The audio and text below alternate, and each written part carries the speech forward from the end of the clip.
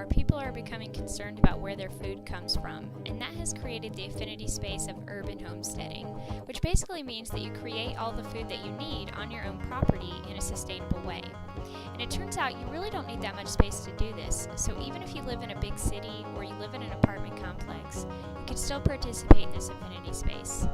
And largely, the knowledge comes from experience. But there are several portals that can help you learn the basics. And the three big ones are 3 books, one of which is called The Urban Homestead. And The Urban Homestead gives you several resources and also gives you 5 basic projects to help you get started. It also lets you know how many chickens you can keep based on what state you live in. And then there's the Backyard Homestead, and this is for people who have a little bit more space. And then for people who have established a working homestead, there's the Guide to Raising Farm Animals. And the 2 easiest and best projects to start with are composting and edible landscaping. And you can find extensive knowledge about these 2 things from places like Pike or Home Depot. But the biggest and best master of this affinity space is Kajani Grows. And Kajani Grows has created an aquaponics system that allows people to grow food with places that have poor soil and not very much space.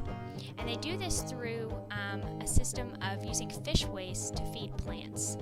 And this works because since you're using no soil and water is continuously flowing, the roots don't need to grow out, they only grow down, which allows you to grow more food in a smaller space. But what's neat about Kajani is that they've turned it into a technological project.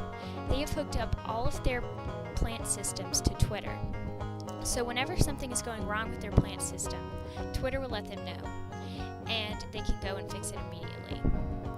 But you don't have to be a master to participate in this affinity space. You can be a newbie like me. And all I've done is create a little herb garden, which I learned how to do from urban homesteading.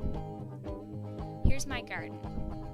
This is a really fun affinity space, and you don't have to be a master. You can just be a newbie learning.